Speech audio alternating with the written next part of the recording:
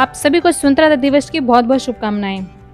हर किसी को ये तो पता होता है कि 15 अगस्त को आज़ादी का दिन मनाया जाता है, लेकिन किसी को ये नहीं पता होता कि 14 और 15 अगस्त को आखिर हुआ क्या था। तो आज हम जानते हैं कि 14 और 15 अगस्त को आज़ादी के दिन आखिर हुआ क्या क्या था। आज हम आज़ादी की 74वीं वर्षगांठ मना रहे हैं, लेकिन हमें यह आज़ादी एक कठिन राह से गुजरकर और बहुत सी कुर्बानियाँ देकर हासिल हुई हैं।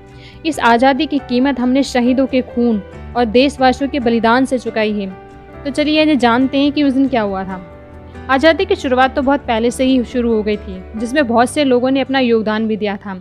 इनमें से कुछ ने तो अपने देश की आज़ादी के लिए शहीद तक हो गए थे।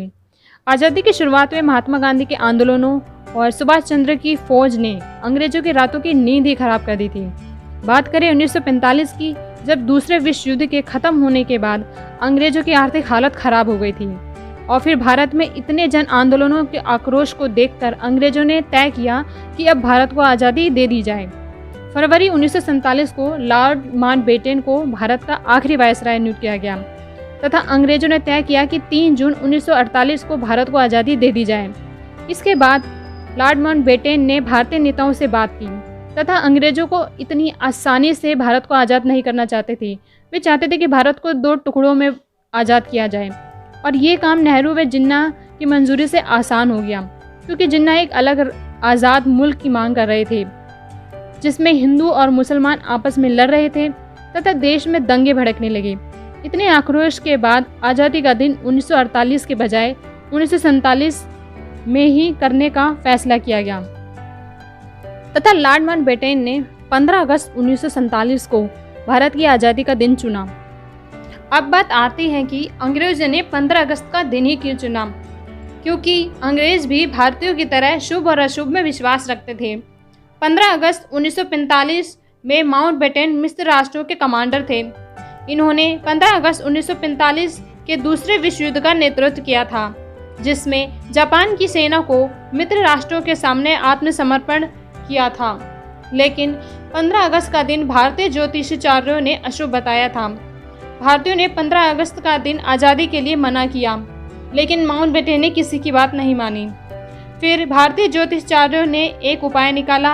इन्होंने 14 और 15 अगस्त की रात 12 बजे का समय तय किया, क्योंकि भारतीय कैलेंडर में अगला दिन सूर्योदय के साथ माना जाता है और अंग्रेजी कैलेंडर में रात 12 बजे के बाद अगला दिन शुरू हो जाता है। आखिर यही तय हुआ। 14 अगस्त की रात को 12 बजे से पहले नेहरू को अपना भाषण 12 बजे से पहले ख़त्म करना होगा। 14 अगस्त की शाम को दिल्ली में बारिश शुरू हो गई थी। रात 9 बजे राजधानी दिल्ली में 5 लाख लोग इकट्ठा हुए आज़ादी का जश्न मनाने के लिए। 10 बजे राष्ट्रपति भवन में नेहरू, राजेंद्र प्रसाद व वल्लभ भाई पटेल तथा माउंटबेटन आए, लेकिन महात्मा गांधी नहीं थे, क्योंकि वो इस वक्त बंगाल में अनशन पर बैठे हुए थे और गांधी जी नहीं चाहते थे कि बंटवारे के दम पर भारत को आज़ादी मिले। वहीं दिल्ली में नेहरू जी ने 12 बजे से पहले अपना भाषण खत्म किया तथा उसके बाद शंखनाद के साथ भारत को अंग्रेजों से आज़ादी मिल गई। 15 अगस्त को राष्ट्रपति भवन में शपथ ग्रहण की गई और 16 अगस्त को लाल किले से तिरंगा फहराया गया।